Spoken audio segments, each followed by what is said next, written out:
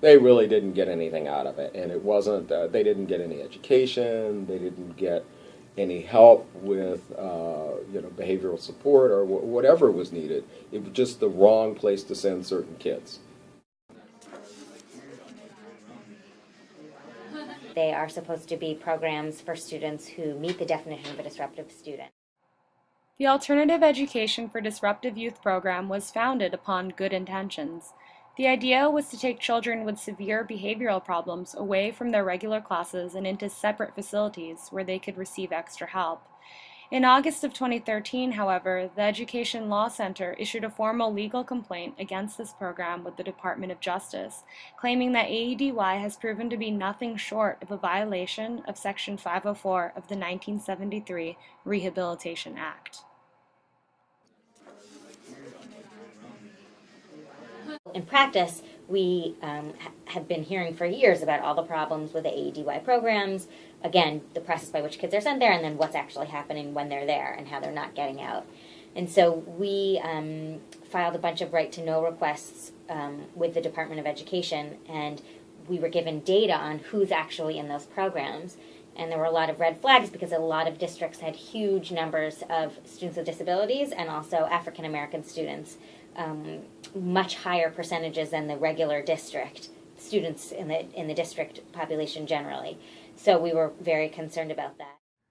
That students of color and students with learning, emotional, or other disabilities are overrepresented in this program is clear. The problem with this disproportionate placement is exacerbated when the structure of the program leads to results that are mixed at best and seriously flawed at worst. It's led some to believe that struggling students in Pennsylvania are simply being pushed out. It is push out in the sense that kids are removed from school. They are placed in these programs. Many of them are of questionable educational quality.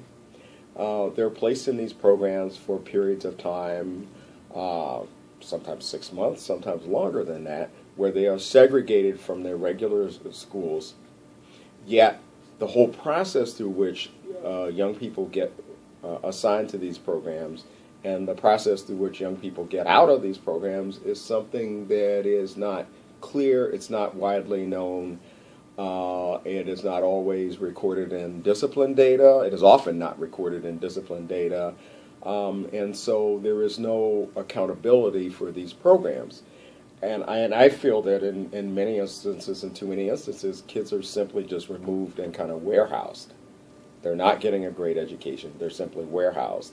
And then at the end of some term, they may come back to the regular school or they may be sent to another school. Kelly Donovan, a former teacher at Camelot, drew a similar connection in our interview when she explained that, in her experience, AEDY has served not so much as a rehabilitation option as a, quote, school jail, end quote. She went on to say that an alternative education may in many cases be the healthiest option, but not until curriculum and oversight have been improved enough to provide a truly equitable education for these in-need children. So what would it take to improve AEDY?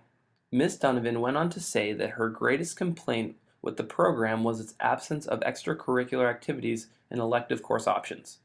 More of each should be included, she explained, to prevent students from becoming even more disengaged. Stricter standards for placement should also be set in place. One of her students was reportedly placed in AEDY for having nail clippers in his backpack. Another was asked to leave his classes because of a verbal fight with another student. The Ed Law Center elaborates that the term disruptive students should apply only to youth who have completed more serious offenses.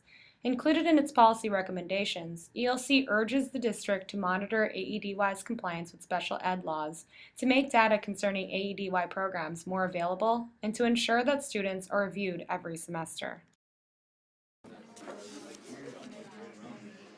In early 2014, the Department of Justice formally launched its investigation, opened up an investigation in Pennsylvania, which is a big deal. We filed a complaint against the state because there were so many districts doing it that rather than doing it district by district, we said this is, the districts are all, or many of the districts are doing this, and the Department of Education isn't paying attention. The Bureau of Special Education isn't really concerned about those kids in AEDY programs, and no one's really looking at the disparate impact.